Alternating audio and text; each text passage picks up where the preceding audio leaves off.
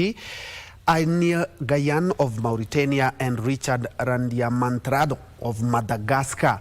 And today the function, which is being hosted at State House Nairobi, will catapult Raila Odinga as the Kenyan's candidate. He has already started his campaigns for the elections that are slated for February of next year. We'll be talking about that plus much more, and we'll also be getting a live link from State House Nairobi in regards to those proceedings. But away from that, as I've said, today is a special day. The Constitution is turning 14. Our Constitution is now a teenager after it was promulgated on 27th of August in the year 2010. A lot to talk about, and allow me, without further ado, to introduce my guest. Beginning from my immediate left, we have Dr. Harun Isaac Hassan, who is a resident analyst and also a governance and leadership expert. Just next to him, another governance and expert, Kimani Mwangi. Thank you, gentlemen, for joining us. Thank you, Joy. And before we will be crossing over to State House to know exactly what is happening there, the AUC Commission, the Africa Union Commission chairmanship, is something that Baba has been quite passionate about in the last couple of days. And I remember him saying that he will not now be very active in Kenyan politics because he is eyeing the continental chairmanship, which as a country we are supporting Uganda, Tanzania. From what I gather, is so far he's been able to at least gather a lot of support from the East African region, from some countries in northern Kenya, and also South Africa has also given a thumbs up to the former Premier, Right Honorable Raila Odinga. I would like to pick your mind on that. Thanks, Joy. I think it has been long that we sat together. Yes. So thank you very much for hosting me today.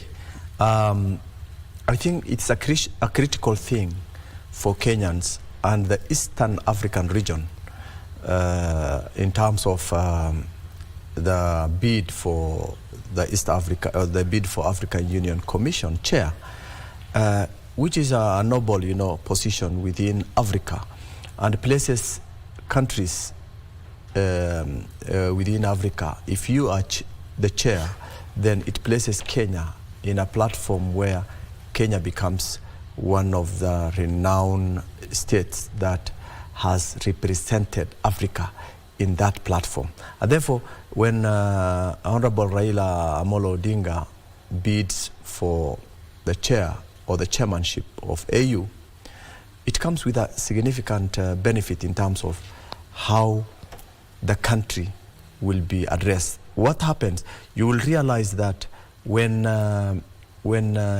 he sits in Addis Ababa, the office is in Addis Ababa, people will always, or rather delegations from other countries will always say, Kenya is the current chair of African Union.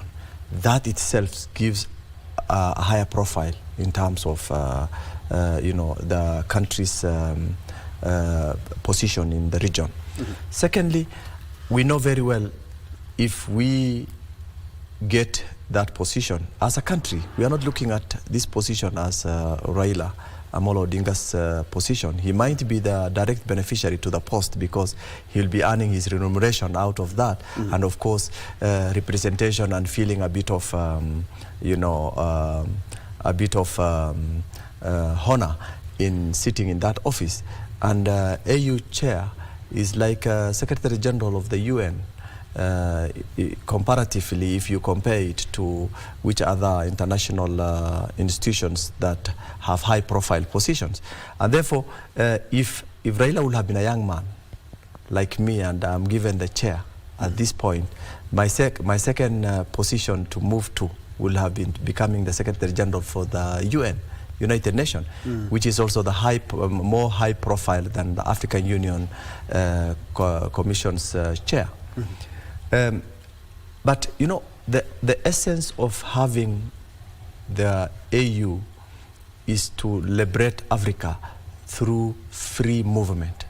The concept is that Africa must be a continent that is as free as the way other continents are, like America, Europe, where we have free entry, free boundaries, that each country within the continent can interact, live anywhere they want, do business together, and create opportunities for their young people in terms of employment.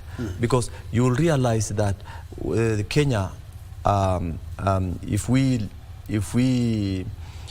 assess Kenya's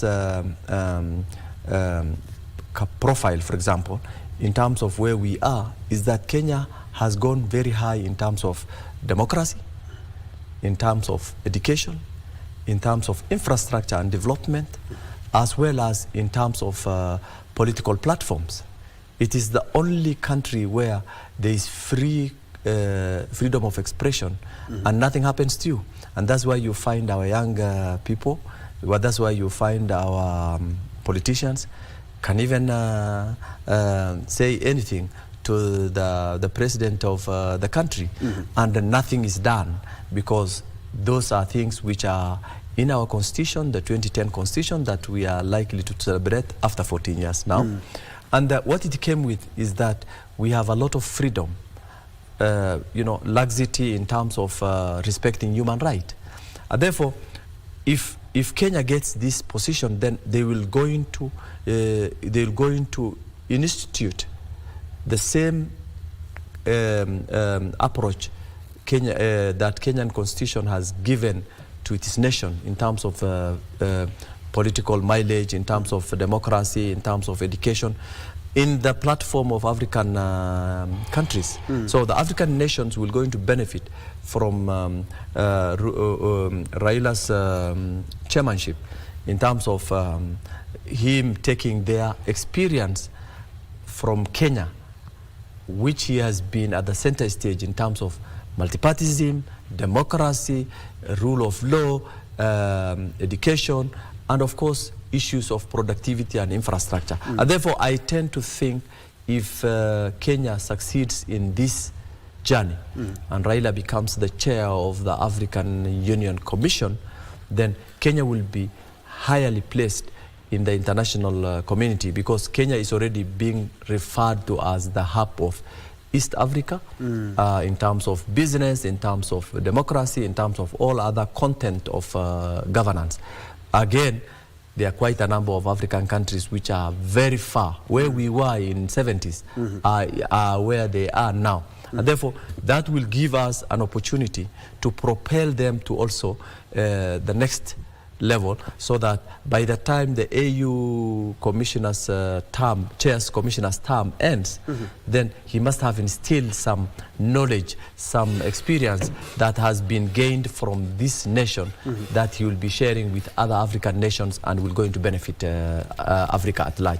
And therefore, it's a great thing for us, and we encourage Kenyans not to politicize, because this is not politics, and focus on the aftermath of Kenyan benefit when the chair comes to Kenya. And Kimani, I would like to pick where Doc has left and talk about some of the things that he has mentioned, of which Kenya, not only as a country in the region, is a beacon of hope and democracy in the continent.